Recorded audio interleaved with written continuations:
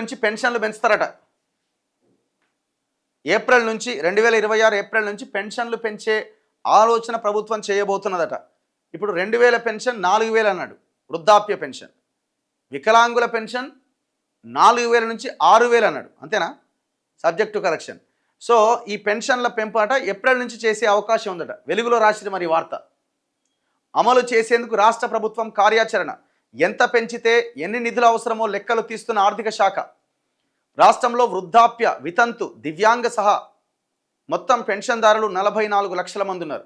లబ్ధిదారుల సంఖ్య ఇచ్చిన హామీ ప్రకారం అన్ని పెన్షన్లు పెంచితే దాదాపు 22,000 కోట్లు కావాలన్నట. 22,000 crores. ఈ మొత్తాన్ని బడ్జెట్లో సర్దడంపై అధికారుల కసరత్తు. అదనపు నిధుల సమీకరణకు ఉన్న మార్గాలపై అన్వేషణ. ఏకకాలంలో పెంపు సాధ్యం కాకపోతే దశల వారీగానైనా పెంచే ప్రయత్నం. 6 గ్యారంటీల్లో ఒకటైన పెన్షన్ల పెంపును త్వరలోనే అమల్లోకి తేవాలని రాష్ట్ర ప్రభుత్వం భావిస్తున్నది. వృద్ధాప్య, వితంతు, ఇతర సామాజిక భద్రత పెన్షన్లను పెంచేందుకు ఉన్న సాధ్యాసాధ్యాల అధికారులు పరిశీలిస్తున్నారు. ప్రస్తుత ఆర్థిక పరిస్థితులను బేరీజు వేసుకుంటూ వచ్చే ఆర్థిక సంవత్సరం 2026-27 ఆరంభం నుంచే, అంటే ఏప్రిల్ నుంచే పెన్షన్ల పెంపును అమల్లోకి తేవాలని కార్యాచరణ రూపొందిస్తున్నారు. పెంపుతో రాష్ట్ర ఖజానాపై పడే భారంపై ఆర్థిక శాఖ స్టడీ చేస్తున్నది.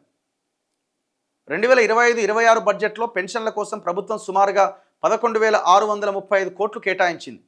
ఇప్పుడున్న లబ్ధిదారుల సంఖ్య, ఇచ్చిన హామీ ప్రకారం అన్ని పెన్షన్లు పెంచితే 22,000 కోట్ల వరకు చేరే అవకాశం ఉంటుందని ఒక ప్రాథమిక అంచనా. అంటే మరొక 11,000 కోట్లు ఎక్స్ట్రా కావాల్సి ఉంటుంది. ఇంత భారీ మొత్తాన్ని బడ్జెట్లో ఎలా సర్దుబాటు చేయాలి, అదనపు నిధుల సమీకరణకున్న మార్గాలేంటి అనే అంశాలపైన ఆర్థిక శాఖ అన్వేషిస్తున్నదట. చాలా పెద్ద అమౌంట్. ఎందుకంటే 3 లక్షల కోట్ల బడ్జెట్లో 22,000 crores పెన్షన్లకే పోవాల్సిన పరిస్థితి వస్తుంది.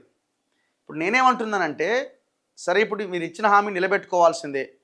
అదే సమయంలో ఈ ఫ్రీ స్కీమ్లు వీటికంటే ఇంకా గొప్పగా చేయాలనుకుంటే, రాష్ట్రాన్ని ముందుకు తీసుకెళ్లాలనుకుంటే, మీరు అంటున్న రైజింగ్ 2047 అది సాధ్యం కావాలంటే విద్య మీద, వైద్యం మీద ఫోకస్ చేయాలి.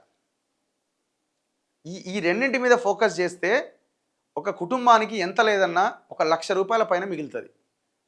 ఈ పెన్షన్ కావాలన్నా అది కావాలంటే జనం ఏది అడుగుతారు ఒకసారి. అంటే ఆ ఫలితాలు అది ప్రజలకు అందుతున్నాయని ప్రజలకు కల్పించాలి నమ్మకం.